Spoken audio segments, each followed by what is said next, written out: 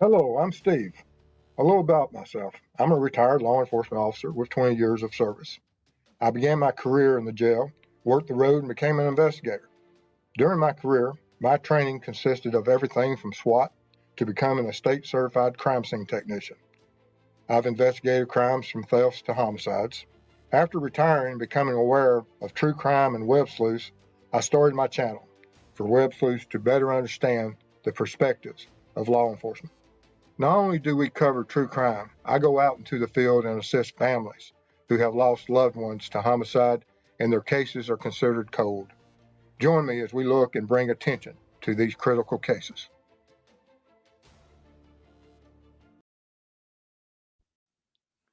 Hello, everyone. Glad y'all able to join us tonight.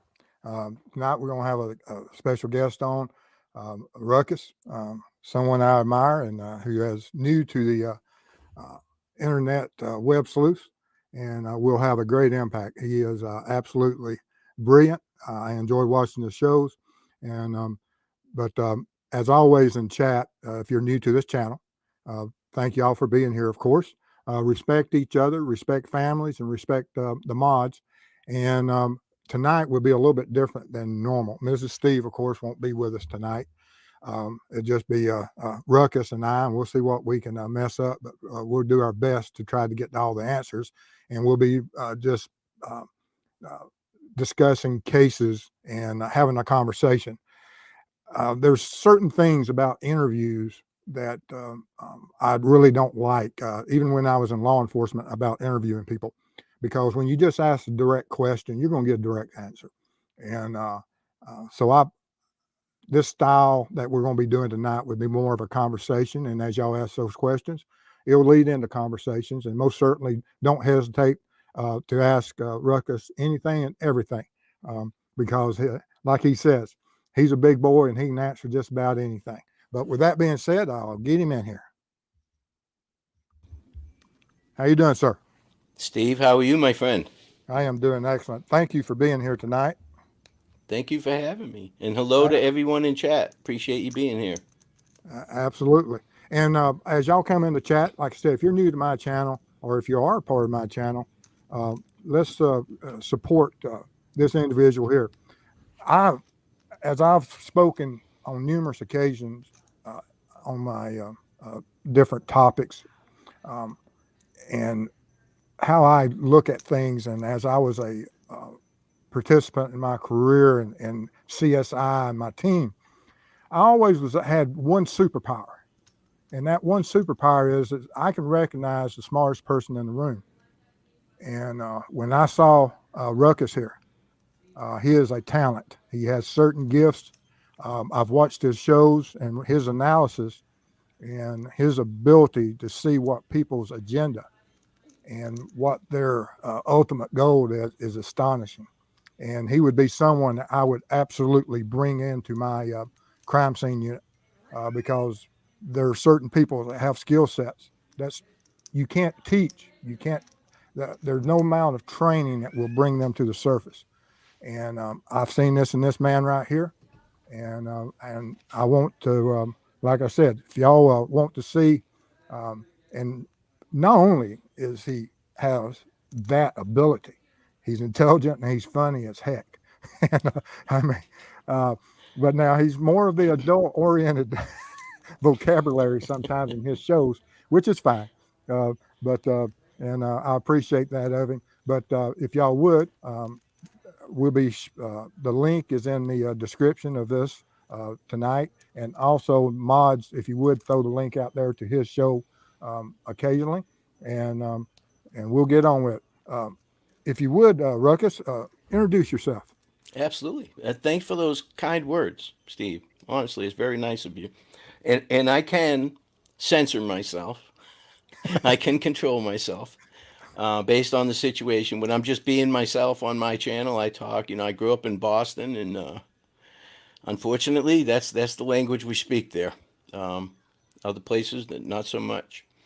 Now, I have dedicated a whole video to, it's called Let Me Introduce Myself on my channel, where I go over my whole background, and I don't like to bore people with everything. I'm kind of, I go on as many channels as I can, A, to help out, and B, to meet you nice folks. Over the time I've spent watching Steve's chat, you guys are very intelligent. You ask some great questions. You're very loyal, and I respect that a lot. So if you guys want to know everything about me, you can shoot over to my channel and see that. Let me introduce myself. But just to skim over it, I started out my first job in the state of Florida. I worked death row at Union Correctional Institute. I took that job because they were hiring. That's why I did it. I did that for a couple years, and then I crossed over and transferred to a county, and that's where I retired from, out of the county. Spent the majority of my time as a booking deputy. Loved it. Loved it. We had pay parity. You got paid the same amount as a person on the road that got hired the same day you did, without any more of the BS. You didn't have to deal with that anymore.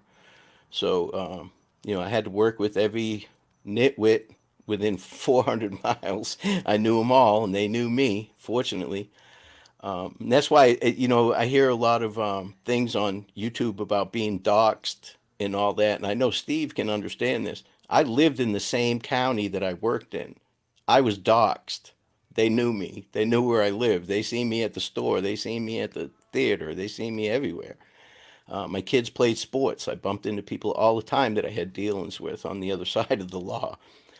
So I don't worry about being doxxed and all that stuff. I just carry myself the way I see fit, and I haven't had any problems yet, to be honest with you. And I don't foresee any at all, at all. But that's it. There's not much to me. I'm a nobody. I did the best job I could. But I was there because they were hiring. I'm not one of these guys that wanted to be a cop since he was 12. That's my son, who now he's getting promoted and all that. He's doing a great job. I didn't want any of that. I was just trying to get a good shift so I could spend time with my children in sports and holiday. How many holidays did you miss, Steve, over your Oh, career? when I was single, I missed them all for the fact I worked for as you know, in law enforcement, that you have the officers you work with and respect that have families. So you Mhm. take up their holidays Yep. so that they can spend with their families. You trade off, and then they'll work some non-holiday. But and that's how it is in law enforcement, with that brotherhood of you watch out for each other, and it comes back to pay you in the end. But yes, the holidays and children is um, something that you do lose, um, um, you know, throughout your career. But I There's been enjoyed more my than career. one Christmas. I'm I'm a sorry. second generation officer. I'm like your son. I, Mm. I I follow in the footsteps of my father, and I had a reasonably good career, I think. I think you had a fantastic career. But there's What? been many a Christmas where I had to get my kids up at 4 o'clock in the morning, Yeah, yeah. and we're opening gifts at 4 o'clock in the morning because I didn't want to miss that. And then I'm off to work. I'm in uniform while they're opening their Christmas gifts. But you got to do what you got to do, you know. It's just all part of life. And like you, when I was in the service and when I first started in law enforcement, I would always fill in for the married guys so that they could have Christmas and Easter and all those holidays off. Yeah, because unfortunately, people that break the law do not take holidays off. Oh yeah, and then the on the holidays is when you have all the domestics Absolutely. of the arguments Thanksgiving. and yeah. Oh yeah. Yeah, there's a lot of people that they don't obey that court order for some reason. They just don't let's obey the laws. I mean, it's on paper. But it's interesting you worked on death row now that you have your own channel. You're going to be moving out into. I think you said you're going to start working some cold cases and things. Hmm. Um, the As you worked on death row and you see some of the cases that have come in, like the Murdaugh case. Anything in his behavior that you saw of him on the stand that reminded you of any of the individuals that you housed? Absolutely. Absolutely. That guy's, I mean, it's easy to disguise your emotions and stuff like that to people that aren't trained to watch for it. And it's not that I'm intelligent or I was born with some amazing ability. You get trained and you do it over and over and over. You're dealing with people here. And as a rule, they all act the same. Now, if you get a psychopath or a sociopath, they're a little bit different. But I knew he was guilty from the second he started talking. And to me, it was ridiculous. Unfortunately, we have to go through this for due process. But I mean, jeez, that guy was good. I mean, he cried, snot, everything. But man, it's hard for me to watch that stuff. I know that it probably bothered you as well, Steve, knowing that he was putting on a show there. Well, there's a lot of things that, in law enforcement, we realize, and we do get certain training, and we understand um, uh, that most of the people we deal with, especially the ones that commit these violent crimes like this, that they have an agenda. Even when they're committing the crime, they have an agenda. Their intent is to go out, find a victim, execute whatever plan of action they have to increase their wealth or support their drug habit or whatever it is, or if it's some type of psychotic fantasy. They have an agenda. They wake up with the intent of victimizing somebody. And then when they finally mess up and get caught, that agenda turns to how can I get back out? And Yeah, there's certain individuals out there that they'll smile at you, wink at you, and then they will absolutely take your gun away from you and try to commit one more homicide. absolutely, And absolutely. there's a lot of dangerous individuals out there. Now, on the, do you know anything about the Idaho 4 case? I sure do. What do you think about Mr. Kohberger? For somebody who's got a PhD in criminal justice, especially cloud-based criminal justice, I mean, he's a sociopath at least, at least. But and I'm sure that we'll touch on this a little bit during this discussion tonight. But being able to track him with his phone was huge. It's a little different than in say the Delphi case because that's an open area. Where he was at, he showed up on ring cameras, on gas station cameras, and plus we all know that you cannot drive through a big building, so he went around it. So they're able to map out his route. That enough was enough to get him. And just the fact that he turned his phone off on the way there, that screams intent. He knew what he was going to do, and he's trying to deceive his position and stuff like that. But I mean, to me, it took 2 seconds. You don't hear me talking about it much on my channel because to me, it's not really interesting. He did it. It's cut and dry. It's going to be a dog and pony show. But you cannot, your DNA does not slide off of your body and travel over to a crime scene. You bring it there and you leave it there. We call that a clue in the business. And his DNA is at the crime scene. So yeah, there's no doubt, and there's been a lot of controversy. People are asking good questions, but they're asking questions to me and probably to you, Steve, that seem a little bit harsh, like them finding that footprint and they found it on the second go through. I'm here to tell you that they didn't take the day off and go in there the second day. No, they worked straight through. Forensics has teams. They work shifts on cases like this. It's not like they closed up and went home for the night and went to sleep. No, they worked that case. It might have been the second go through that they found it, but you start high and you go low. You have to check everything, and Steve knows that. Steve knows that. On the and what they did, we had, if you look at the different cases in the last year that have been solved, just the differences between what happened with the Delphi case and how they handled the investigation from the beginning early on, because everything that was at Delphi was at the Idaho 4. Uh, you know, uh, Absolutely, you had FBI, you had task force, you had all these agencies working together. And with one of them, you had success, and one of them, you had a 6 year, which is still a success, but it's 6 years of lost um, time of where what evidence could have been gained or gathered 6 years ago. What has been lost in that time frame? There's going to be certain individuals that won't be able to come to court. Memories are faded, and the defense is absolutely going to eat that up. Plus, we have these other individuals that will be used by the defense to, and they may be linked into it also, such as Kagan, which is a real jewel. And And That's putting it nicely, Steve. yeah, he's a good Jim. Yeah, and what part did he play in it, and how big of a part? And regardless, he's a criminal, and I have no more use for him than I do for Richard Allen. Anyone that preys upon children for either their fantasies or otherwise, or possibly set some of this up, is absolutely. I I'd like to have the ability to interview them myself, and Absolutely. to see what's in their minds, and because it is something that is a mystery, because we can't think like they do. You can't not place an average citizen, no matter how much training you have or law enforcement, you cannot place yourself into the mind of a psychopath, or someone that has chosen children as their fantasies. Just doesn't, it's not part of our normal thought process.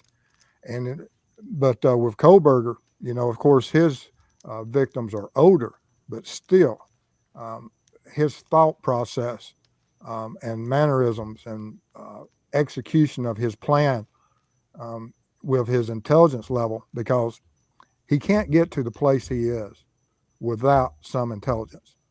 And then he just throws it away and does it. And how many other victims are? Do you think Kohberger has other victims? It's possible. He's capable of it. He's not acting like a person this is the first time he's done it. Just with the efficiency, Steve, of getting in. And what are we talking? 9 minutes? They're saying that he was in Yeah, I there. mean, it's Took 4 lives with a knife yes, in 9 minutes. I mean, yeah, that takes some effort. That takes some planning. We don't know. They haven't told us much about the crime scene. And I know, Steve, with your experience, if you walked in there, you'd be able to tell, was there a struggle, where the struggle took place, what order they were killed in, and all that. We don't know any of that yet. no, no, no. We don't know what DNA was transferred to the next victim, Right. and we don't know what injuries that are, how exhausted, because fighting, it doesn't matter. Um, and now I know that he had certain types of training. They said that he was into, physical activities, and had certain training in boxing or some type of Yeah, it was self-defense. boxing. Yeah. Yeah, but even that doesn't matter.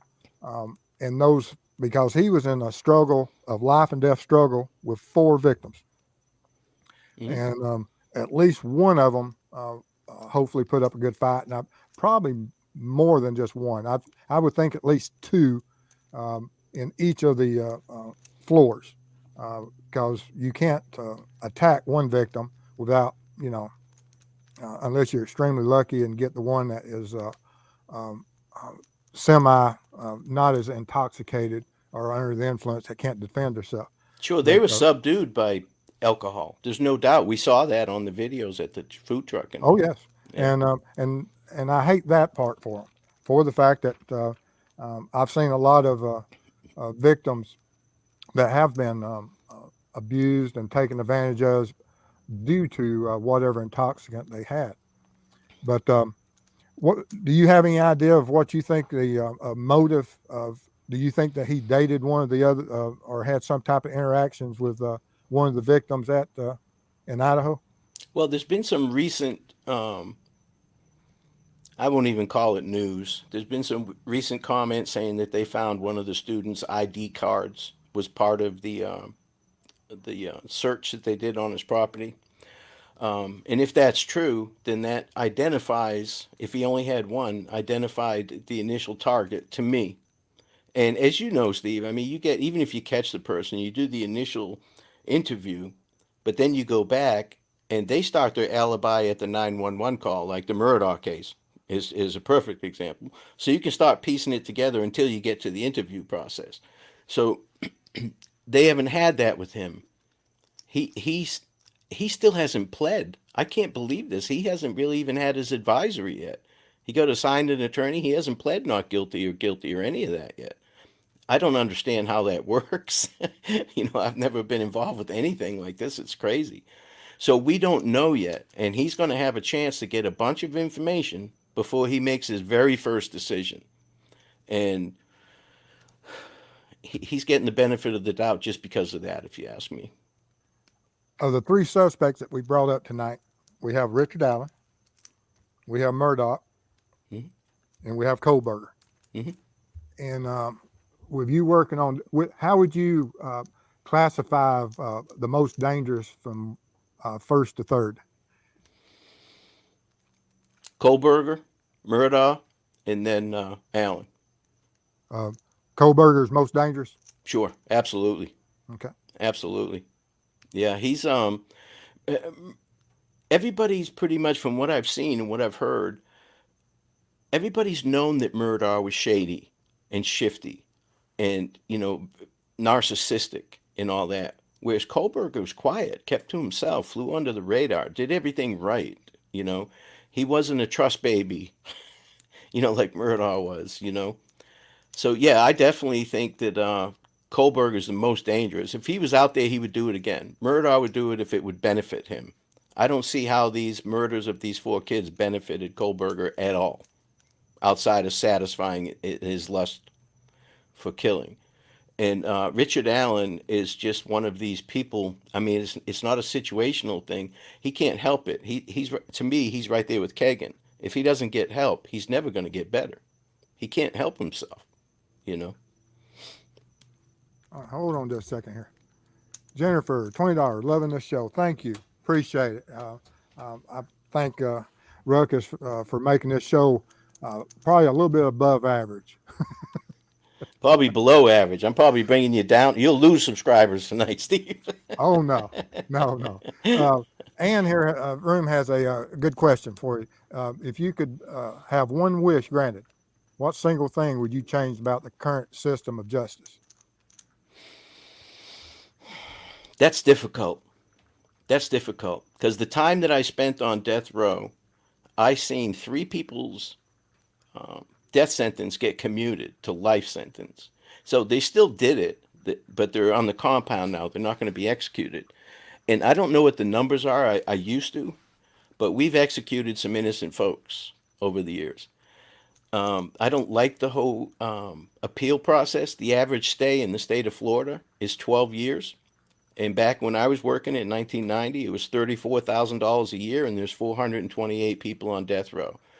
My thing was either kill them and be done with it, or put them on the compound and send 428 kids to Harvard, which cost $34,000 a year at that time. So I don't like that part of the system at all. But you cannot be executing innocent folks. I mean, that's a nightmare. That's a nightmare, but it's happened. So that would probably be my biggest thing. If I had a wish, would be to make sure that system's in place and that it's working. Every state's different. They need to get it together and do it one way. If I had a choice, I'd do away with the jury system and make it a judge panel. That way we don't, because the courts are so backlogged. There's times that you're, and have a jury of 12 judges. That's just my opinion. That at the end of the day, they're going to make sure, and you rotate them out, of course. But that's just my thoughts. That you wouldn't have to voir dire all these people and bring them in, because there is now, it's political, and there's people that go on the juries for one purpose: that if it's a death penalty, they take it off the table.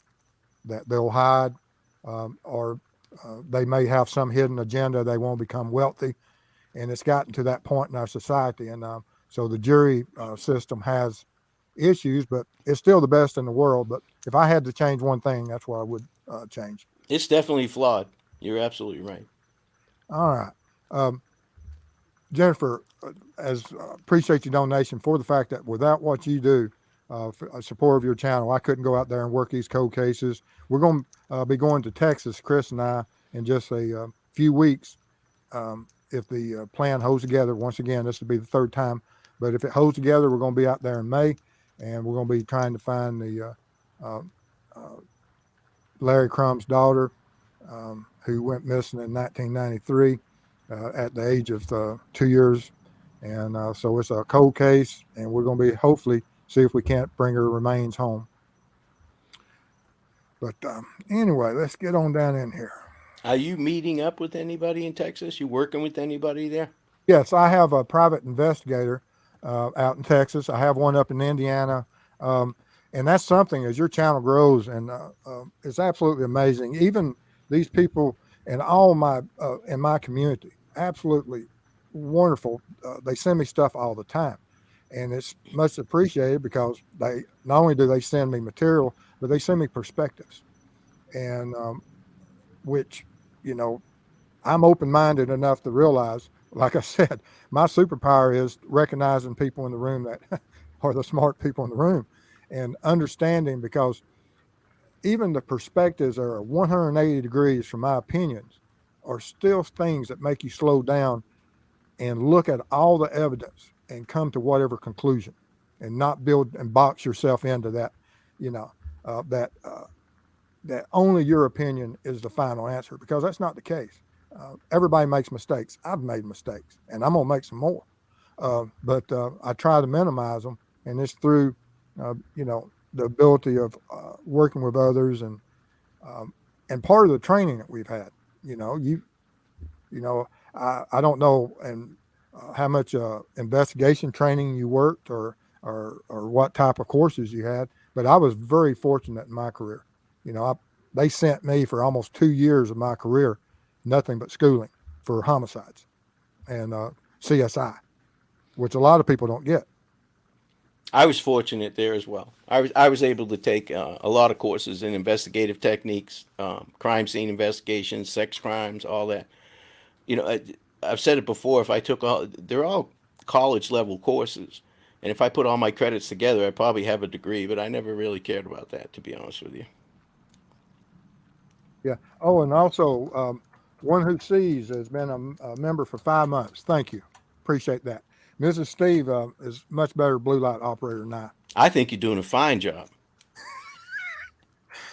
Some people can do this chat and they can do everything multitask. I used to have my mind used to be a little bit sharper, or well, not a little bit, a whole lot sharper. But as we age, our minds aren't what they once were. Too No, much sir. Waffle House coffee. They get foggy, don't they, Steve? They do. All right. What else we got going on in here? Now, somebody asked before they subscribe to my channel, they want to know what my favorite dish was at the Waffle House. Uh, that had to be Dave, but and that's something on my morning watch shows that I have a couple times a week.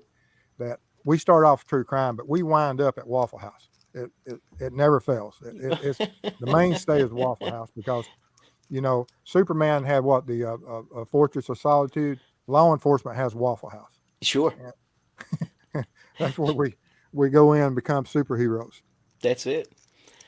Well, But do you have a certain case that you are extremely interested in the web sleuth world? No, I've been trying to help people behind the scenes a little bit. Not provide expertise, but support and I've got enough experience to carry people along so they understand things the way they work. Because it's not always what it appears. For instance, the Keegan Klein transcript. Without seeing the video of it and seeing his nonverbal communication, his body language, all that, I can't even form an opinion on that. So I try and help people out with that, where they're trying to stretch something. It's like, well, you really don't know unless you see it. You got to be able to read their body language and nonverbal communications. So I try and give as much of that as I can, and also reaching out to law enforcement. I'm like you. The one superpower I've always had is I want to be the dumbest person in the room. That's my goal. Surround myself with people smarter than I am. So I'm able to call these detectives, and as you know, the secretary out front knows more than the sheriff does.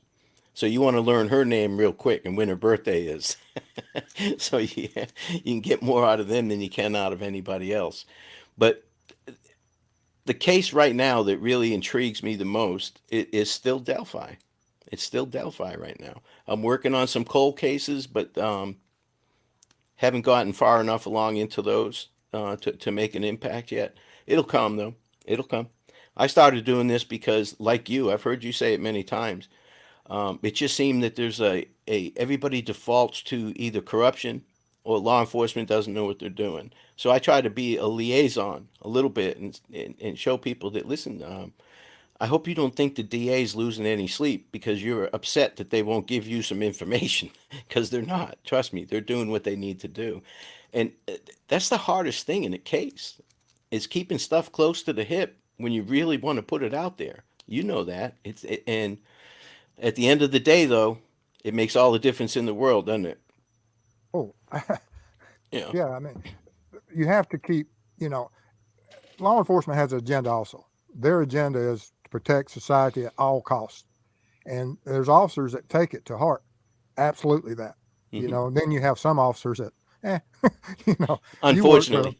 Yeah. Yeah. There's some lazy, and there's terms for them. But then you have some officers that absolutely, they bleed blue.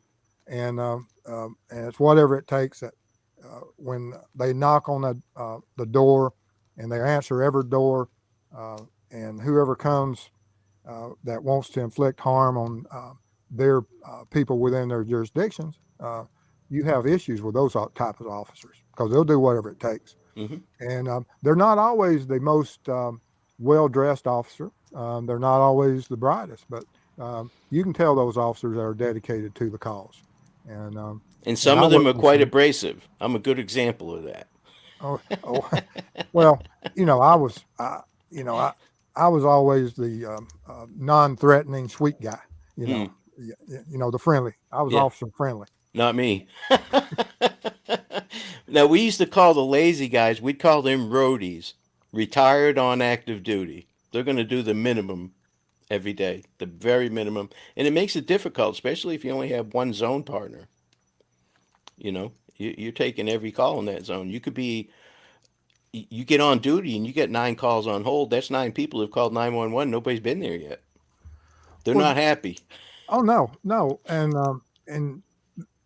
the people don't realize that in law enforcement, we may just have left the hospital and seen someone that was traveling to their vacation that they had a wreck and half the family is deceased. And now we got to go take care of a call where the neighbor has kicked their cat or their dog. Hmm. And they don't understand why we're not really upset about the kicking of the cat or dog. And, and, and it's just hard that, and there's some people that can handle that, law enforcement officers that they can climb that use of force continuum up and down instantly. And then there's some people that can't, and they just go on to different careers, and they need to because it takes a special type of person to put themselves at risk because you don't make a lot of money. I never got No, rich in law enforcement. no, sir. Now I worked with some guys that did, but they served time. But you'll never get laid off, Steve. You'll get fired. Yeah, When I get out of the service, I told my wife I'm either doing law enforcement or trash collection yeah. because there's always going to be crooks, always going to be trash. I should have went the other way though, because trash collection is also all you can eat. Hmm. So I missed out on that part, I guess. But Uh, getting back to you, we were talking about Kohberger fighting with, killing 4 people, if I can even say that. I'm not well sure. versed in this stuff yet. But you've had use of the force where the people that you're trying to subdue and neutralize, to them, it's a fight for life. And for you, you just want to you're using the force matrix and the continuum. You just want to go up one level from where they're at. You can't go from presence to deadly force. You can't Yeah. do that. You know that. Oh yeah, yeah. And that is a struggle. It I've had is. little bitty 90-pound women. 2 of us cannot put handcuffs on this woman. Oh, I've It's crazy. been there, been there. Yeah. Um, Let me catch up on some of my stuff here. Uh, uh, let's see here. We had Canavan has uh, given us 20. Thank you for your donation. And Kamala Nars also gave us $20. Thank you. Appreciate that. And we have another officer in chat here, Cop Facts. Ruckus, I don't know if you've know of Cop Facts yet? I'm very familiar with him. Absolutely. I need to call him. I hadn't talked to him in a couple of months. I need to get back in touch with him. Still working a certain case that we was working together, and I'm looking forward to getting back in touch with him because I've got some stuff coming up in July that we had talked about meeting up in Iowa, and hopefully we'll be able to get together up there and work that case. Yeah, I've watched his Aries videos. Dawn gifted 5 memberships. Thank you, Aries Dawn. That's very nice of you. Appreciate you. I've watched every one of Cop Facts' videos, and I enjoy them. I like the way he carries himself. I like the way he describes things. You can tell that he was a good cop. You can tell I spotted that right away. He's not over the top. Oh yeah, and I use him as a sounding board to bring myself back to reality, and now I don't overshoot my thought process sometimes and get going down the wrong route too much, because you have to in law enforcement. It ain't like that you can just go out and talk to anybody on the street about an ongoing case or something that you're doing behind the scenes trying to work these cases. You have to work with people that understand that certain things have to be kept from the mainstream media. And there's certain people that will, of course, say, oh, you can tell me anything. It's between us. And that lasts almost to the point that by the time they hit, they may even be in text people, be texting other people while they're talking to you. Sure. With modern technology, sharing that information. So you have to be very careful. And I use Cop Facts or don't use, I collaborate with him for that process. And I look forward to doing that with you. He's a great source from that. I can tell he's very grounded. Very grounded. I want to read his book. Yeah. Yeah. Absolutely. I got to have him on also. We need to have a big round table and discuss what's wrong with the world, and how would 3 old cops figure out to solve the world's problem in 30 minutes? Well, I'd be down for that, because with you and him here, I'll be the dumbest one in the room, so I'll be happy. That's right where I need to be. So I don't believe so. All right, let's see here. I'm trying to get caught back up the chat. Now, just to lighten the load a bit. We got 331 people in chat, and I absolutely thank y'all for being here, and I appreciate everybody being here, because it's through this viewership and this community that allows us to do what we do. And don't forget to go over there to Ruckus and subscribe, get him up there so that he can start getting on the road and traveling with me. I'm down with you, brother. I'm down with you. I would love to travel with you. That'd be a hoot. Once I get over these, I just had both shoulders replaced, as you know, one in December and one a month ago. So as soon as I heal up from this, I'm going to be chomping at the bit, man. I'm going crazy. That's one of the reasons that I started this, because I knew I was going to be in rehab for a while. I was going to be out of commission and needed something to do. Yeah, I had a encounter one time with 3 young men that dislocated my left shoulder during a negotiations, and it still bothers me at times. But I was able to successfully negotiate a deal. Well, fortunately, they provide you enough equipment to do such. Yeah, they did. They absolutely did. Sure. They once you get trained, that doesn't go away. Did y'all use a lot of OC? I'm going to be honest with you. I'm an OG. I didn't carry it. I got in a lot of trouble for that too, but I didn't carry it. No, I carried it, and we had to sign them out. I went through. I can tell you, because I've still got the report somewhere. I went through 11 cans of that stuff, and I got addicted to it. Was it effective for you? On everyone but one time, I sprayed 2 times. Sprayed a preacher and sprayed a ranger. Oh my goodness, you sprayed a preacher.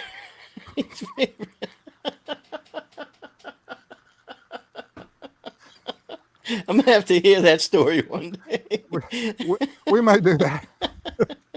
Well, yeah, but and yeah, there's stories behind. I mean, it was we had the use of force, and he was part of it.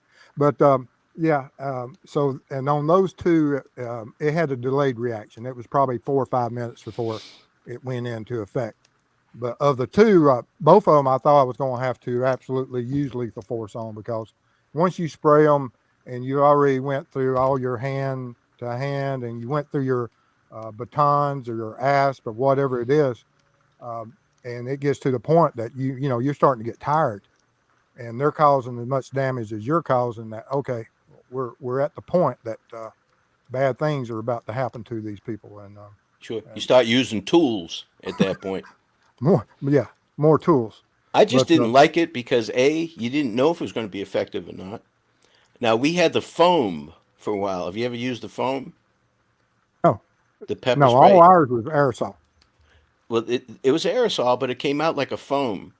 And the people that it didn't affect, they just swipe it off their face and throw it right back in your eyes. So, they got rid of that pretty quick. But I used to laugh at guys that would spray somebody in the back seat of their car. It's like, what? Dude, you ain't going to make it to the jail. You're going to be snotting and crying yourself. That stuff's nasty. Absolutely nasty. And I was gone before the tasers came in effect as well. Did you have tasers? Um, I was the downfall of us not carrying tasers. Okay. My boss, I was one of these days I have to show you the videos and stuff. Uh, Mrs. Steve used to get so mad at me because I was the test dummy for the department.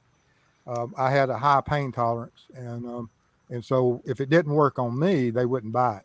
And Gotcha. so they brought the tasers in, and they shot me, and those things will burn a hole in you, the ones with the prong, Hmm. and it burned two $silver holes in me, but it didn't take me down, so the boss said, well, until we find something to take him down, I really don't want my officers wasting those 5 seconds that are valuable. And that is valuable. Yes, Yes, and sir. and you see now how often that the tasers do fail. You know, they're I don't even know if they're 50% effective out there. Because on some of these criminals, due to their clothing and whatever they're on, because you see so many people use them, deploy them, and they don't always work, and then they have side effects that sometimes is not what you want. Well, I'll tell you what, too, and this is just another thing as well. I have been, during an altercation, I have been pepper sprayed and handcuffed to the person that I'm trying to subdue. So, the worst part about being pepper sprayed for you folks that have never been is your eyes slam shut. They won't open. You can't barely hold them open.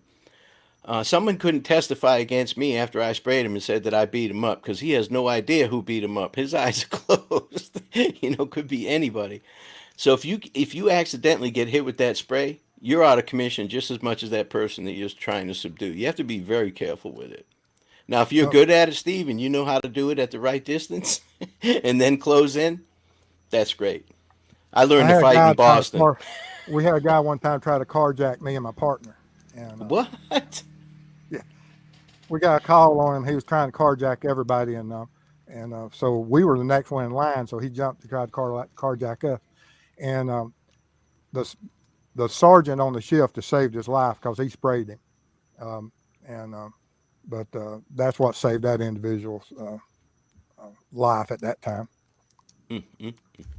All right, Kamala Norris has a question for us. Um, or for your and Chris's trip to Texas, thank you. Do y'all think with the kids today posting everything on social media, it makes it easier to stalk these young girls and favorite dish at the Waffle House? uh, but what do you think is the social media impact of this catfishing, and how can we prepare our children not to be victims? Please, folks, please do not be your children's friends. Be their parents. Be diligent. Um, we're going to see during the next couple trials that are coming up exactly what information these people are catfishing from these young girls and what these girls are willing to send to them without adults in their home knowing. what they're doing. It's putrid. It these are the biggest scumbags that walk the earth. I'm here to tell you. So don't be their friend. Be their parent. Be diligent. They'll get over it. Trust me. They'll get over it. Social media is it's a playground for these people. It's a playground. Thank you, Cop Facts. And I'm just being honest here. I have never eaten at the Waffle House. Not once. I wasn't one of these guys. I wouldn't take a free coffee at Dunkin' Donuts or the gas station. If they wouldn't take my money, I'd buy the person behind me a coffee or put it in the tip jar. And I'll tell you why, and I'm sure Steve's come across this.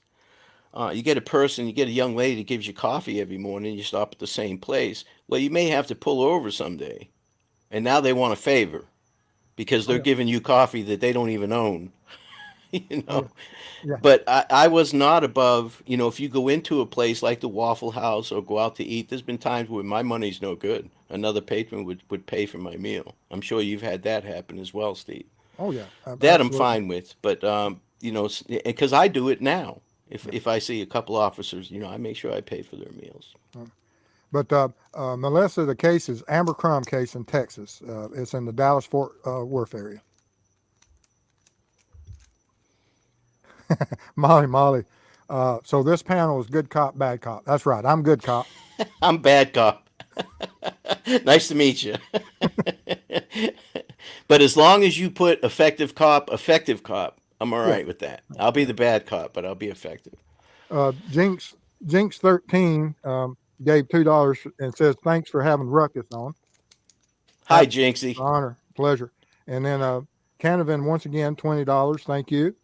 And one who sees gifted 5 memberships, and appreciate that. And That's then very Miranda nice of Lee him. $5. Thank y'all. Um, all that will go towards our Texas trip because we've got I've got people coming in. We got Chris and his helper coming in from Utah. I've got the scientist bringing helper from Illinois with the equipment. Then I've got Larry's going to come down and help us with the search in Texas. And then, of course, I've got to get out there and back. And so housing, I don't know how many people is that? About 8 plus if I have to hire any locals because I don't know what type of snakes get up under these houses in Texas, but and uh, I don't want to get bit. No, So you don't. no, Mm-mm. no, it's not good for me. Now I don't know what you have and what you have access to, but I have a DJI drone that you're absolutely welcome to take and use. Well, yes, I got one that was just about crash proof. I went and purchased one of those. They're nice, aren't they? They That are. GPS is you let go of it and it stays there. Yeah, Yeah. absolutely. Well, if you Uh, need one, I got a nice one. You're welcome I, to it. I took mine up to doing some film work that will be coming out in a few months, reference the Iowa case, and I put it and was doing certain footage, walking the trails because that's a really interesting case, Evansdale, but where the homicides and bodies were recovered from, and I was walking the trails from the offender's view point, and ran it into a limb I didn't see. And there's nothing that'll stop your heart faster than running a drone into a limb. And watch it. Now, it had some great special effects that when I played it back, it has some good, but it was scary. I thought that, well, that went $1,000. Yeah, yeah. You get instant feedback when you crash it, don't you? Your heart Oh, yeah. stops. Oh, yeah. Yeah. But luckily, it was only 5 feet off the ground versus Mm. 300 feet in the air. I've had Thank you, mine Ken. shot down. Believe it or not, Huh? I've had my drone shot down. Huh. Somehow they shot it with a shotgun, but they were only able to put a hole straight through one of the props, so it came down slowly, and I was able to get it. I know who did it, but I talked to my son about it, and it's not even worth it. Just you know, it's not worth it. Just put a new prop on it. Don't go over there anymore, anywhere near that property. Um, you want to handle this question? Do cops really eat a lot of donuts? As a whole, I would have to say yes, only because it's fast food. It Cops is. eat a lot of fast food. Um, I don't. I never really did, to be honest with you. You get it on your uniform. I didn't like looking like a slob. Oh man, I I'm wonder trying to where get. that came from. That's been forever. Well, I probably just the coffee houses, and it's something like you said. It's fast Mm, because how often they we had 30-minute breaks, which normally when I went to a Waffle House, especially when I was working those late night special duties that my bosses thought I should be on, that as I worked those, I normally um, ate my meal as quick as I could, and then just went over there and emptied out, you know, whichever one was causing the most trouble, hmm because uh, certain drunks are not impressed by law enforcement. At You know, all. no, Mm-mm. they'll walk in and they'll start cussing at you. hmm You know, and you have to finish your cup of coffee and then go deal with them, put them in the car, and take them on to jail, because when they get home, they're going to be far more aggressive toward their family, and so you can go ahead and handle the situation right there. And when they're sober, nicest people you want to meet. Oh yeah, It's I can remember amazing. when I retired, I went to the Waffle House, where when I first went there, uh, I got in trouble, and boss said, "Go ahead and throw your sunglasses away. You're not going to need them for a while." And so I was on my night shift, and I asked one of their officers. I said, "Where's the worst part or the worst place in the county?" And he said, "Well, it's the Waffle House down there." And I said, "Well, what's wrong about it?" And he said, "Well, you can't go down there." And I said, "Why?" He said, "Well, they cuss at you." And I said, "Surely not." And so, That'd be the first place I went. yeah, yeah. But when I retired, I went back, and that was a couple 3 years later. And as I walked in, it was earlier in the evening, and totally different place. And they said, "Hello, Mr. Steve. How you doing?" I said, "Well, I'm here for my last meal. I'm about to retire." And they said, "Well, it's been a pleasure knowing you, Mr. Steve." Have you been back since? Oh, absolutely. Okay. See, I moved away. Once I retired, I've gone an hour north. Andrea says, "Yes, Cop Facts. His book is an excellent read. I look Thank you, forward to Margie. having him on here with us." Let's see what else we got going on in chat. Dave says, "Do you, Ruckus, think BK has done this before?" I believe so. I believe so. He's showing a lot of efficiency and Yeah. pre-planning. He could, and just his demeanor during those two traffic stops. Now, what do you think about those? Do you think those are random traffic stops when he's driving with his dad to Pennsylvania? I don't believe so. I don't either. I don't either. Just by And the demeanor of the cop. Did you see him? There's a passenger in the car, and he leans and puts his arm on the window. I mean, mhm, he can get snatched, he can get grabbed. You don't put yourself in that position ever. So to me, he was trying to get in there as close as possible, get eyes on yeah, Kohberger. yeah. But he was cool and calm during those. Now, Well, it's probably easier when you know that there's a SWAT team a mile down the road. sure, yeah, yeah, yeah. Not so much a SWAT team, but a marshal. And the marshals, for people that's never worked with the U.S. Marshals, those are some people that are absolutely well trained, well dedicated, well motivated. That they'll do at all costs to ensure that transporting and capturing some of these people that need it. That does come to pass. And they Uh, do not like a peaceful conclusion. no, uh, they're always cleaning something. Yeah, right. Yeah. But one who sees gifted 5 memberships. I said Miranda Lee $5, Kristen Cure $5, and Chris with Mob Crews in chat. Hey Chris, glad you're Chris, here. how are you, sir? And Purdue RN member 6 months. And I have to warn you about Purdue RN, Ruckus. Whenever you travel through Indiana, Purdue RN is absolutely the greatest hostess, along with her husband. They they took Mrs. Steve and I in as a family, and doesn't, whenever I'm traveling through, even if it's 2 or 3 o'clock in the morning, because they've done it, they've set up and made a pot of coffee. So as I drive through Indiana, I have a friendly place I can stop, have coffee, and go get a few hours sleep, in a little bit more safety than a motel room. Sure. And I thank them for that.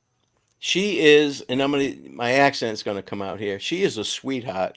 I am familiar with Purdue RN. I've spoken with her several times. She's been very comforting as I'm going through this surgery for these shoulder replacements.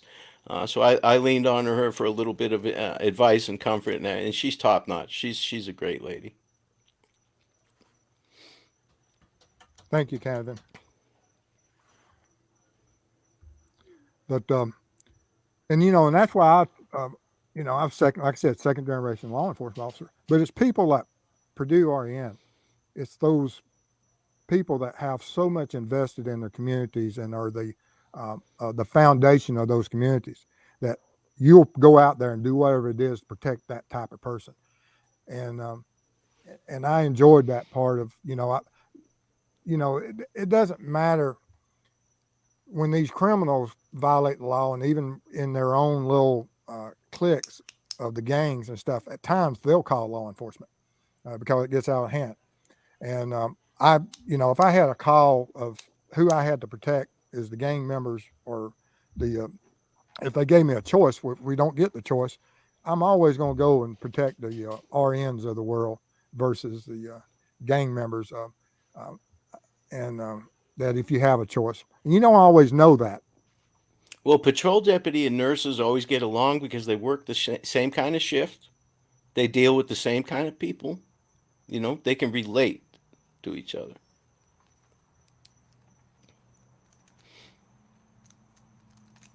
All right.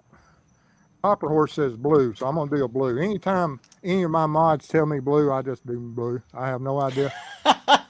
That's the way to do it. They're running things, ain't they? Yeah, it was double digits. It was 12 or 14 of them at Shawnee's. So I took out everybody. For bad coffee. Oh, no. They two groups got together that did not agree on the buffet. Isn't that something, huh? Just changed their whole life over a buffet. Yeah.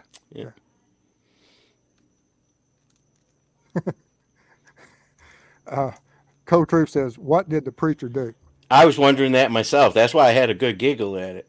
It started off as domestic, and of course, once we saw what had happened with his partner, his wife, who also was a preacher, and of course, it escalated. It was a domestic, and for some reason, I just did not want to be hit with that chair he had over his head, and so I lit him up, and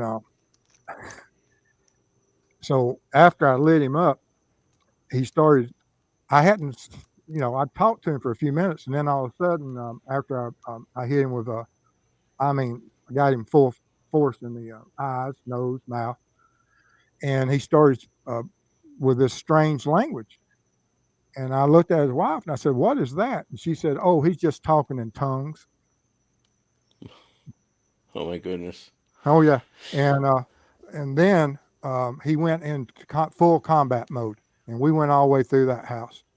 And unfortunately, like I said, I almost had to hurt him real bad because my partner, he got sprayed also, and so he went out of the house. He couldn't take it, and so it was just me and the preacher. And but finally, I was able to negotiate a deal with him. It's rough. Any of you folks that's never been exposed to that OC spray, it's rough. Yeah, you can't spray them and leave. You have to stay. You're that. Sure. There's no. Well, you're liable for him now too. If he hurts himself after you spray him, you're liable. And Steve, I don't know about you. I got injured a few times, and after that, like I said, you don't know if this is a life and death situation for these folks. They treat it like it is. And my uses of force, yes, you are trying to gain compliance and gain control and all that, but right out the chute, before you get tired, you have to use your energy wisely. And I did not beat around the bush, to put it nicely. If I knew it was going to be a fight, it's a street fight. Oh yeah. That's what I know to do. In defensive tactics, they're going to teach you just enough to get your butt whooped. You try any of that stupid stuff that they train you to do, you're going to get hurt, you know? Miranda Lee says, please check out my question I asked in the chat. Thank you so much. If anyone could repost whatever it is, I missed it. I'm sorry for that. But we will try to get that, or just throw it back out there and I'll see if I can catch it, Miranda. But I'm going to thank you for your scroll up donation. for you, Steve. I'll play Mrs. Steve for a little bit here. I'll never be as good as her. I know that. I'm not trying to be. She's a legend. Oh, she is. I Oh, yeah. love Mrs. Steve. She is awesome. You know, I told my wife, you know, Steve has Mrs. Steve. Yeah, you forget it. She won't even let me finish the sentence. I'm on my own. Judy says, what do you think, Ruckus, is the motive of killing Liberty and Abigail?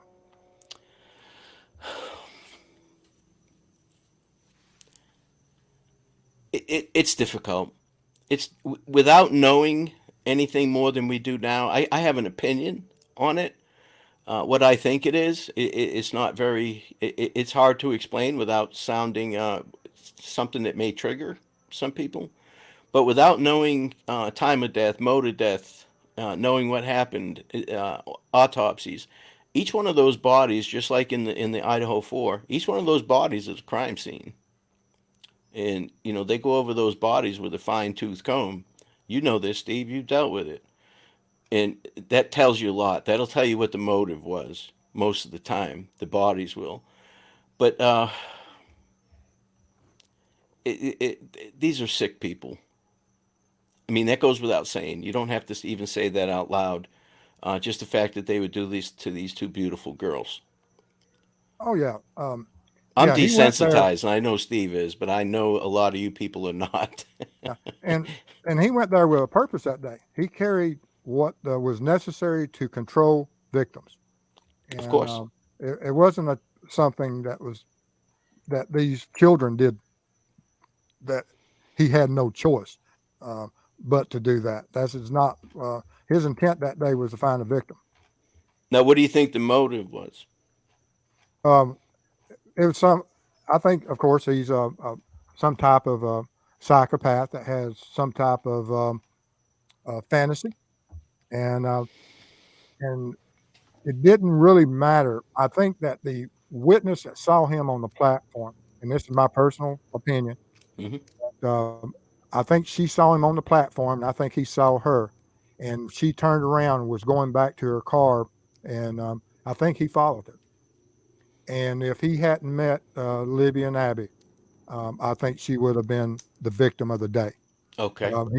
I think that he had the car parked away somewhere else, and I think that he would have engaged her in the parking lot and possibly taken her in her vehicle somewhere else.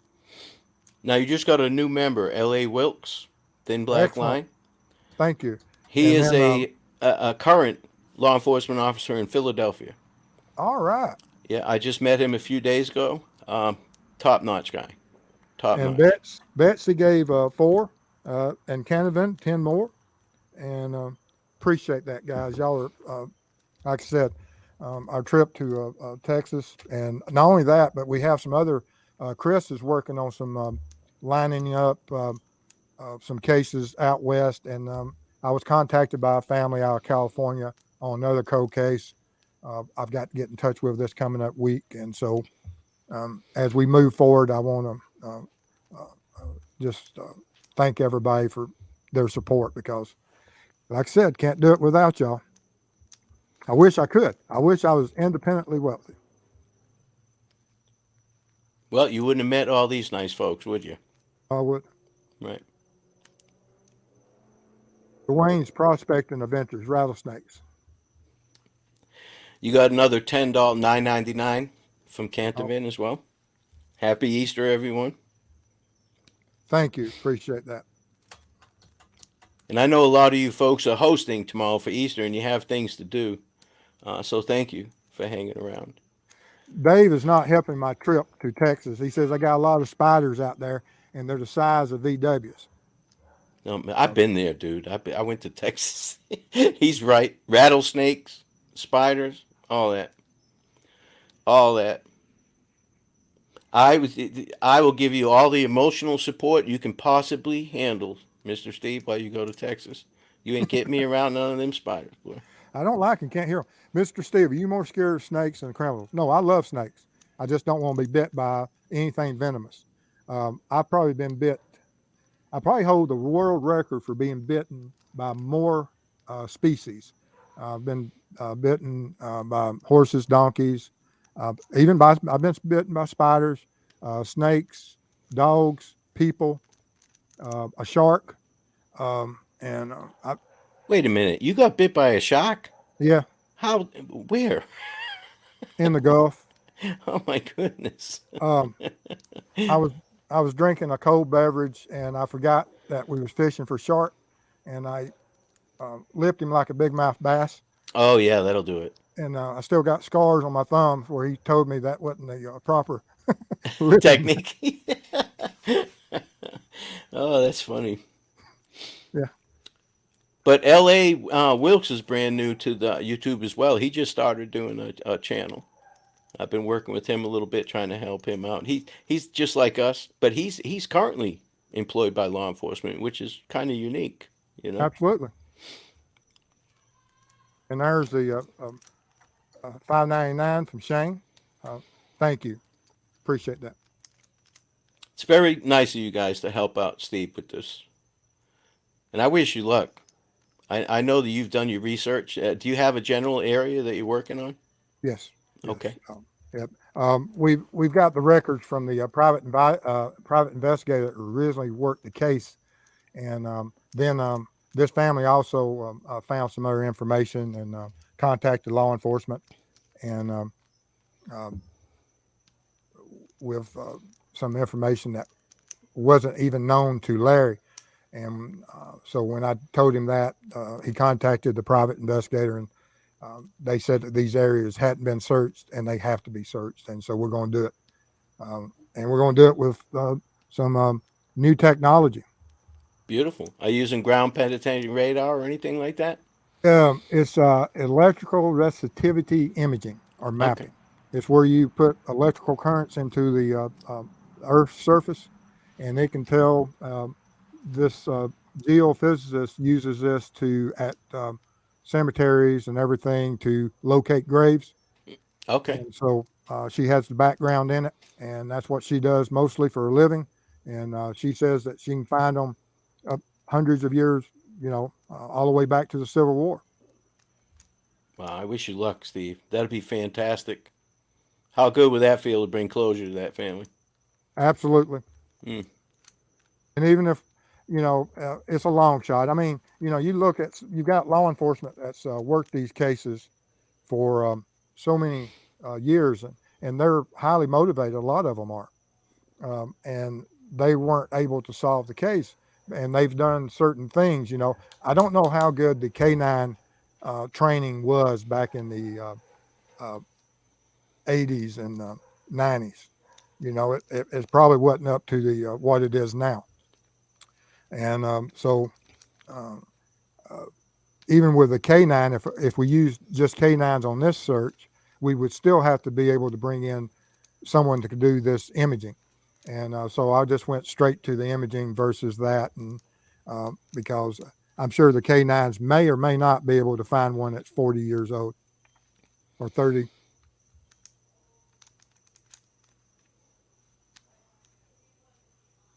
Yeah. Let's see what else we got going. I'm still trying to get caught up. Just chat.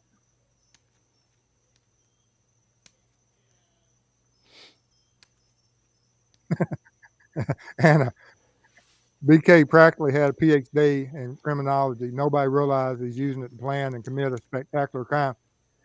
So basically, he flunked. I Yeah, mean, his thesis didn't come out as well as is what he thought it would But be. I think, you know, but if there are other cases, he passed on those. And I do believe that he has some type of criminal history, Very seldom do they go straight to murdering humans. Very seldom. especially four. Hmm. Thank you, Betsy. Appreciate your support. Not to sound morbid or anything, but that's an amazing feat in 9 minutes. It is. Yeah, I can't think of too many things that I can do in 9 minutes at my age. You know.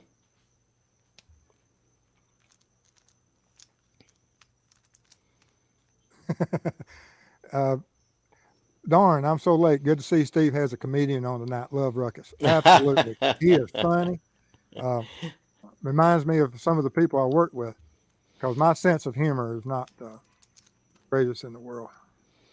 I usually had, you get your evaluations, and as a young deputy, they would put on there. They would actually put on my evaluation, A, that I was a challenge to supervise, and B, that I could basically get away with saying things that most people couldn't because I used my humor Yeah. to de-escalate things. And over the years, I look back and I think about it, and even now, I mean, people say, "How could you say that, man?" But I get away with it. I don't know if it's my delivery, but it's honestly just my personality. Yeah, they always came to me during the Christmas holidays and they said, how much you going to give for the major for his Christmas? And I said, I've given him a career. Mm, yeah, If it, if it wasn't for people like me, we yeah, wouldn't need majors. So, that's right. Yeah, yeah. That I never understood that. But we all did it. We all pitched in, didn't we? oh yeah, Yeah.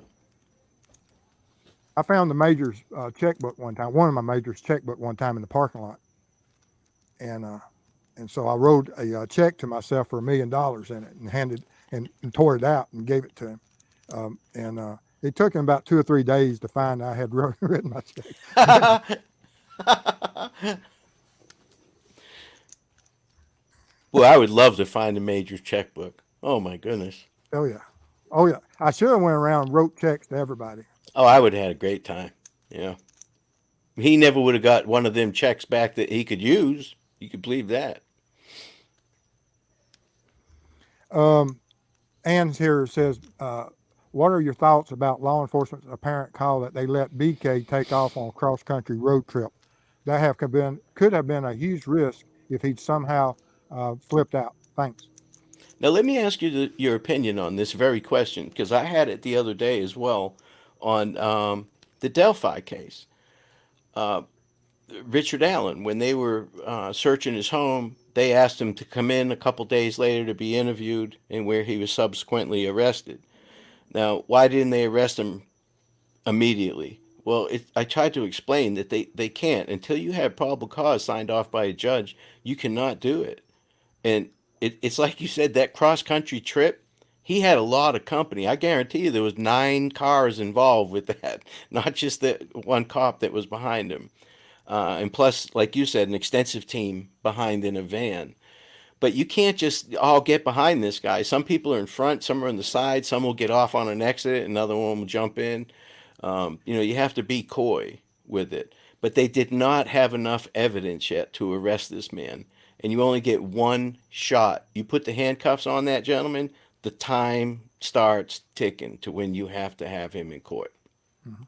Yeah, and it could be that, or that they had another team that was keeping him, and they were looking for something of can we trigger him to go and do something and lead us to more evidence, which is highly risky because you don't know if he's going to flip out and harm his family or not. So that's on down the line because sometimes you can have that uh, of when these people, especially of the violent nature that Richard Allen is capable of, that just decides that okay, they've got me, and so and they'll harm others, and it is a huge risk. So I tend to agree with you that they were just waiting to uh, see what they had and build that probable cause, and they may have got some more supporting evidence from the residents.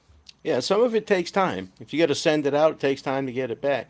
But I can assure you that as soon as the SWAT member that put boots on his folks' door to kick it in, they had probable cause at that point. He was going with them that night. And just for anybody that asks, they do not pay for that door. Oh no, no, no, no. He earned that. I've had people actually ask me that. Well, do they fix the door if they kick it in? No. No, they do not. Sharon says, how long does the spray last before it wears off? Depends on the person. And Yes, depends and on how nice you are as well when you let them decontaminate. If you're nice, you'll tell them to lean over in the shower and wash that way. If they've been a jerk, you tell them to stand right under the shower, and those chemicals wash down their bodies into more sensitive locations, and they activate there, and they learn. They learn. But it lasts, what would you say, Steve? 45 minutes total? well, they say that when they're trying to sell it, they say, well, you can decontaminate and they'll be back up in around 10, 15 minutes. I've seen people scream for 45 minutes. I mean, you Sure. pour water on them. All they want is water because certain people have different pain tolerances. Now, I don't like OC, but now after 11 cans of it, I got pretty used to it.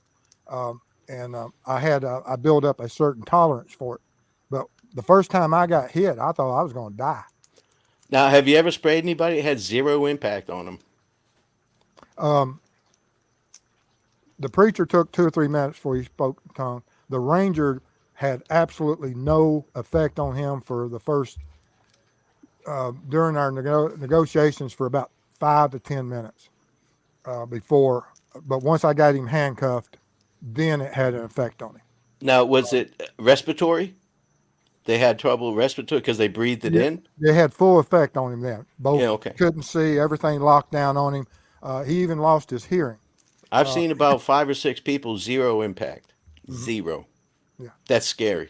Yeah. But I knew I was in when I sprayed him, and then I went with this thing. This is an asp, and the worst thing they ever gave us. Absolutely useless. And A as Streamlight I was, 5-cell D is a lot better than that, isn't it? it is deer cells. But as I was deploying it in the proper manner, because there's only certain ways you can use this, and they train you how to use it. And as I was using it, he looked at me. He says, "Quit hitting me with that thing." And I said, "Oh, this isn't the response that we had in class." Yeah, exactly. Exactly. That's another thing too. I've seen people who have zero effect on their common peroneal. You could drive a knee into it, hit it with an asp, nothing. And Oh, that, for you folks that don't know what common peroneal is, it's a mass of nerves on the outside of your thigh.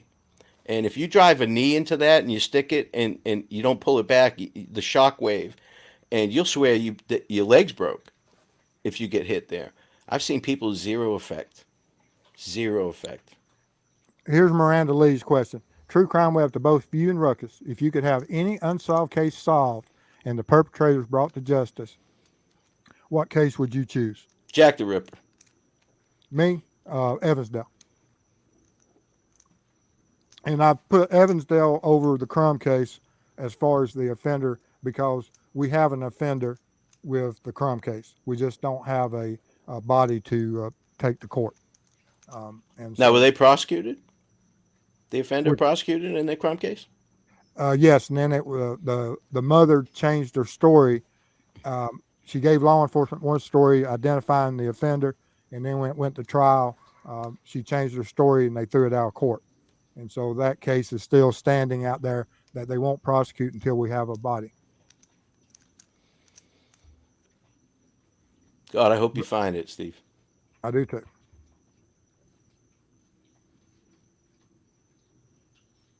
All Got a right. lot of people that are voting for Evansdale. There's that L.A. Wilkes thin black line. Thank you. Good man right there.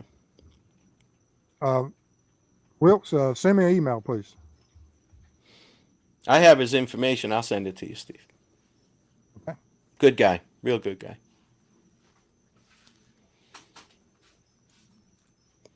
Yeah, Joan Benet's another good one. Jennifer Rochelle said Joan Benet. There's so many of them. It's Oh hard. yeah, and Yeah. it's the part. They have we know these victims, but there's other victims out there. This isn't a one-time thing. These Mm-mm. people don't just stop. That Nope. they go out and commit one crime, and you have one victim. Mm. There's others out there, and we have to look for those others because that's Yeah. sometimes that you don't have the evidence in this case, but you look for those other similar cases, and that can lead you to the offender. Very seldom do they stop. The Golden State Killer, DeFeo, was that his name? He did, and unfortunately, he's pled out, and we're never going to find out the truth. He's going to take that to the grave with him. But he stopped. BTK stopped for a while. You just don't know.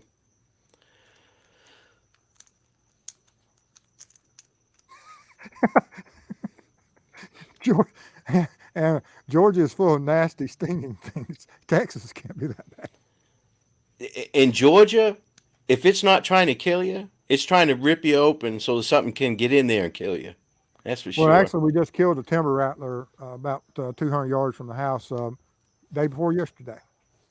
See, I We don't do need to have some need. bad timber rattlers. Do I what? don't need to know the name of any snake. If they're doing this, Steve, their tongue's moving. They're a bad snake to me. They don't need to be breathing. I don't have time for all that. Oh, if it's red on black, it's a friend of Jack. Black on yellow. No, I don't have time for all that.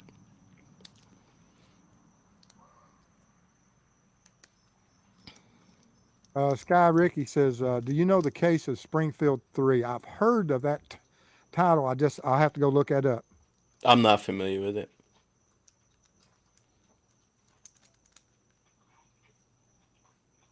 I want your opinion on something, Steve, if you don't mind. Sure. Richard Allen's charge. What do you think about that? The way they charged him. Back Uh, in my day, we would charge him with everything: murder, kidnapping, possession of a weapon. If that is his bullet, littering, jaywalking across 300, everything. uh, it is interesting as far as the what was it on the kidnapping? How did they phrase it? That was the aggravating factor, Yeah, causing the death while kidnapping. You don't have yeah, to actually kill them, but you were kidnapping them, and you knew that they could be mortally yeah. wounded or killed. And that's something that's similar in Georgia. And the only reason you would say that would be that you're going to go for the ultimate penalty, and uh, here in Georgia. But I don't. I talked to some people that have far more knowledge about that case than I can discuss, and their biggest worry is that bullet, because evidently Indiana doesn't have a strong precedent as far as that type of evidence getting in. So that does worry me about the case a little bit. But no, I think he's absolutely, as far as what they're charging is, I don't know that much about why they would charge him in that manner. But, you know, They have actually. I looked up a case.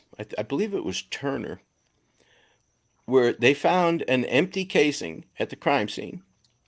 A woman was shot with it was 223, I believe it was, and without the weapon. Steve, they never found the weapon. They convicted this gentleman because they found rounds at his home, unspent rounds that had been ejected, okay. that matched the tooling on the shells that they found.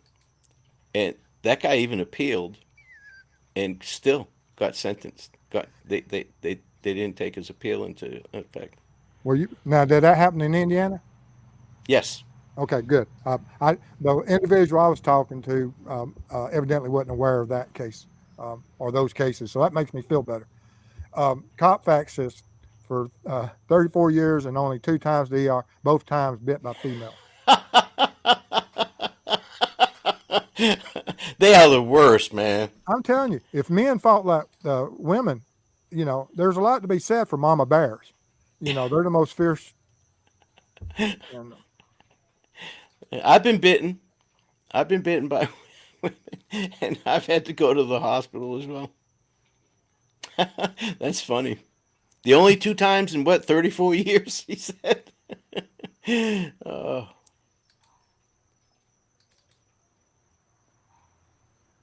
I get caught up again. yeah, I'm not being a very good Mrs. Steve, am I?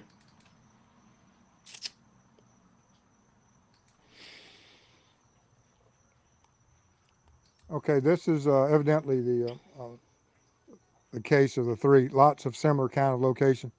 House late at night, three women taken, and a dog remains in the house. No one ever seen again. Huh. I gotta look that up. Hmm. It said blue. I must have missed something. I miss things all the time. You got people backing you up. Steve, it's called Turner versus State. Okay. I'll send it to you. Yes. Thank Indiana you. Supreme Court looked at the appeal, and Turner lost that appeal. He's still in prison.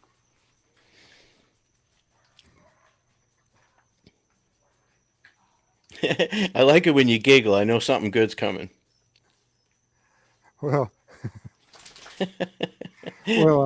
Black Witter talks about that some of the time limits of men. Uh, these people in chat, I absolutely adore them. You got some good ones, man. You got some really witty people in your chat. Oh, absolutely. The morning watch people, like I said, we go downhill so fast, Straight to the Waffle House. straight to the Waffle House. We digress so quick. You got Sky Ricky as a new member. Who is? Sky Ricky. All right. Thank you. Appreciate it. Uh-oh. Let me see what I got going over here.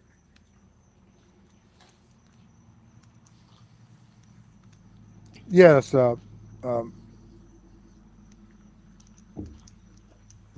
yeah. Molly. Yes. About the that case. Go ahead and you can email me that summary. Appreciate it.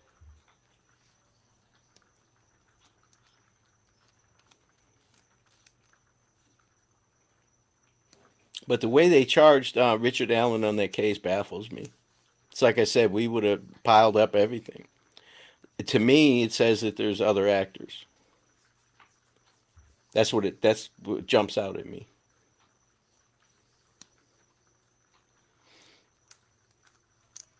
And we're going to find out pretty soon, aren't we?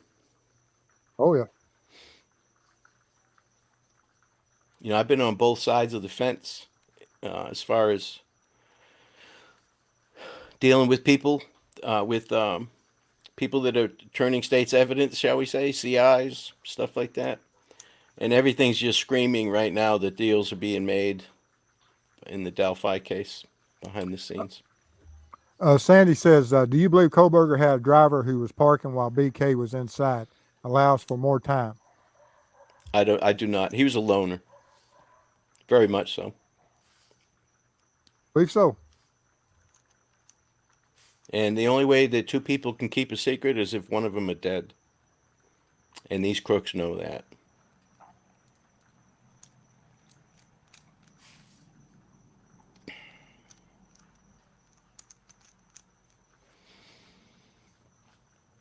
I can get caught up again here. I think you're doing a great job. Do you have a certain case that you absolutely are hooked on? Me? Yes. No, sir. No, sir. To me, they're all the same. They're all the same. They all have victims. They all have family members, and they're all as important. I try and explain that to people too, and you know this, Steve. When they send out DNA and they want to rush on it, yeah, you and everybody else wants to rush on it. Everybody that sends DNA wants it back right away. All these cases are as important as the other one. Once you pass the 48 to within a week, these cases start going cold. That's when it's most important. That's when you got to work them the hardest. But you got to treat them all the same, in my eyes. So how did you work them, Steve? Did you What's have that? cases that were more important than others that you were working? Yes. As my career progressed and I went full time CSI, evidence room, full time CSI my last few years. Um, and um, I was when I first started CSI, it was all the cases. So I worked hundreds, if not thousands, of different types of crime scenes. But then it was just mostly homicides, and and that's what I finished out on. Now, how did you prioritize the homicide cases? Um, well, we worked all the deaths, and you know, because sometimes homicides are not homicides; they look like homicides, and sometimes self harm looks like homicides, and then some accidentals are homicides, and so all the death investigations I worked, and but we didn't have like some of these departments would have constant homicides every month or two. We didn't have that many. You know, we may only have some years three, four homicides a year, uh, and then out in the county areas. Now you had were cities. If you took the whole totality of the county, um, that yeah, you probably had a homicide every month or so, or every few weeks, but not so much just for the county itself. And so I wasn't overwhelmed with homicides. Now, did you work for the county, Steve? Yes, Now, in that county, were there cities that were incorporated that had their own PDs? yes, How would you handle homicide cases in those areas? their own investigators would, and if they needed an assistant, they'd call in the GBI. What about for the CSI part or forensics? Did they use you They'd guys? they'd handle their own, or they'd call in the Okay, GBI. But GBI. now Okay. I did some consulting one time, and we were able um, with the GBI. They had missed something, and the agent was talking to me, and he mentioned something about the scene. And I said, "Well, did you get that?" And he said, "Why would I?" And I explained to him. They went back and they was able to get a DNA off of that. So, and I did assist the city on, but most of the times they didn't miss things. You got Kara Kay Yeah, is a Kristen, new member. you ever work with Texas Equisearch? Not yet, but I look forward. I'm on contact them. Now, when GBI came in, right, and I'm using air quotes to assist, did they take over the case? Was it their case now? No, no, they would come in, and if we needed, because their budget and their equipment, you know, was far greater than and what my budget was. And you know, I'm basically working crime scenes with a camera, paper bags, and markers and a measuring tape, Hmm. and which have been worked, and crime scenes have been worked for ever with just uh, basic items. But they would, you know, they had the alternate light sources. They, of course, as we got more trained up prior to the 90s, back in the 80s, the crime scenes, um, uh, we didn't know what CSI was. You know, it Mm. all everyone that worked crime scenes back in the 80s and everything um, in our section of the country, they were just whoever the senior officer was. I You got you. know, and but then when the states came in and the GBI and they said we need a better system because our homicides and the evidence in our courts they need we need to standardize how we approach these crime scenes, and through that certification process, it moved us. You know, it took the stats and inverted them to whereas if you process those crime scenes correctly, you're going to find evidence. And this was about during the time that DNA was first coming out. And, uh, you know, of course, DNA was used in some cases across the country, but, you know, it wasn't like that instantly DNA was accepted into the courts. It took years, Mm. just like digital photography. When it first came out, it took years Sure, for it to be recognized as a science and not a junk science. sure. Let me ask you something too. Did you see the video of Richard Allen's when they did the search warrant when they were taking evidence out of the house? Did you see that, I heard that they had it in arms. Steve? Not one paper bag, no tape. I don't know how they could have a chain of custody, and that's huge when it I goes to hope that's trial. not. I hope that's not the evidence. You and me both. Why would they be taking that out of there though? I'm hoping that they just someone took a nap in there. Yeah. I'm hoping that's not the evidence. That can't be the only. Yeah, I agree. It's easy to be lulled by video that somebody else took, a civilian took, and all that when that's not actually the whole thing. But I was appalled. I was like, people don't understand when you take that evidence, you seal that bag up with tamper-proof tape, and you put your initials on there. Usually, they got a stamp on there. That chain of custody starts right then and there. Absolutely. You got anything on the Dable case? Mm-mm. Nope. Uh, Absolutely true evil. Anyone that would do that to children or allow that to be done to children, absolutely pure evil.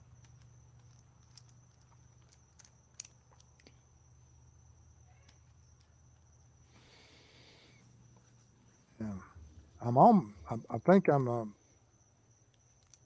Oh man, we've already run over an hour and a half. I'm sorry. No problem. You've got Angela Vanovan as a new member, just to let you know. I'm ready when you are. Dude, I'm with you. I'm always with you and never against you, Steve. You need overtime? You can flex me out. Oh no, Flex I me out just next time. we got so many in here, and like I said, once again, guys, let's thank Ruckus for sharing his time, his knowledge, and coming on here. And y'all go over there and subscribe to his channel. Like I said, the man is absolutely a talent that I wish I had. The way that he addresses and communicates and speaks with his community and his chat is priceless. Some people have that ability. I have a good time. That's for You sure. do. So do you, though. We go at things Well, I differently. left my blue light on. You have to tell me sometimes. I didn't even notice, Steve. I didn't either. Yeah. Did Uh, somebody in chat tell you? oh, Gail, $5 super sticker. Thank you. No, I just happened to catch it. Did you ever work back when they had the old rotating blue lights, the single, Absolutely. double? Absolutely. Did you have a magnetic one for your Uh, take home car? well, yes, for the investigator car, all of Yeah. those had them. Yeah. But the old patrol car ones, you had to beat on the roof while you're driving 120 to And the get them to siren turn. spun too. The horn for the siren spun too back then. Some of the vehicles we had when I first got to Florida, my goodness, man, they're from the 70s. And it's like I said, I started out with wheel guns, 38 Smith and Wessons. And I just got proficient with a speed loader. You remember those things, Steve? Oh yes. Just Uh, got proficient with that when we went to the Glock. Lethal Tupperware. That's what we used to joke about and call it because we didn't want the Glocks. A 38 wheel gun does not stovepipe. no, Yeah. no.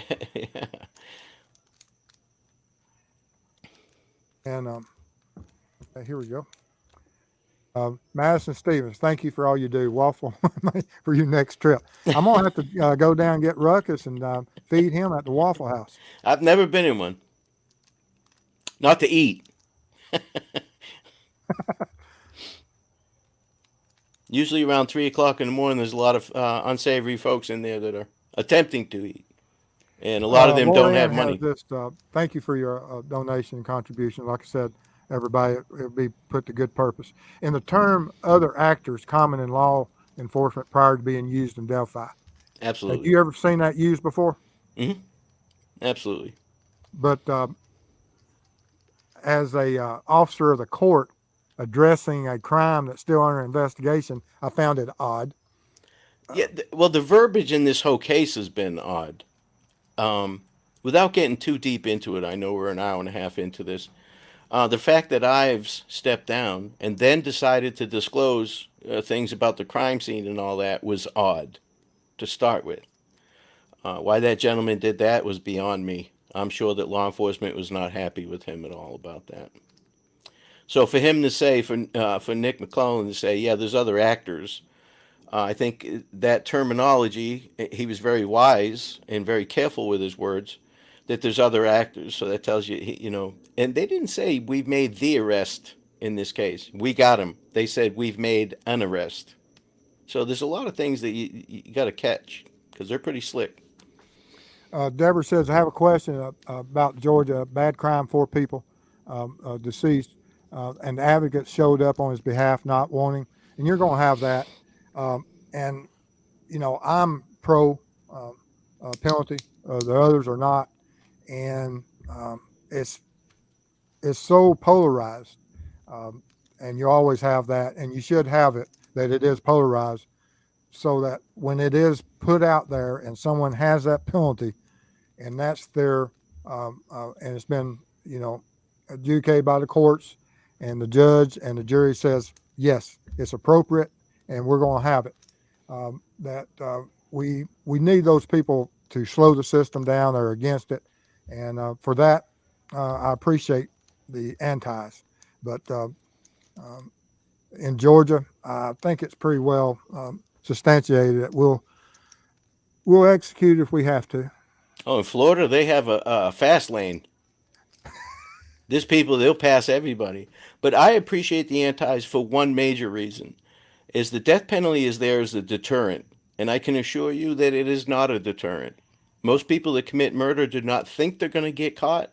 They're doing that out of passion. They're not considering punishment. So it is not a deterrent for anybody. Oh, no, but it does stop it. Sure, that person's not going to kill anybody. Yeah. Yeah. But anyway, let's see if I missed. I'm sure I've.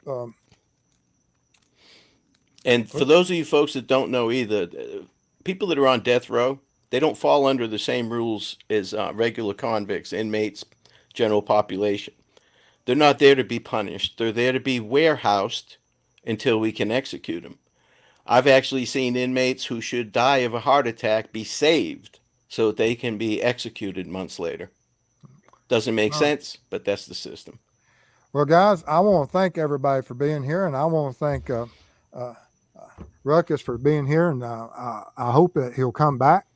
Absolutely. And I'm going to put you in the background, and I'm going to say bye to everybody, and I'll get with you in just a few minutes off the air.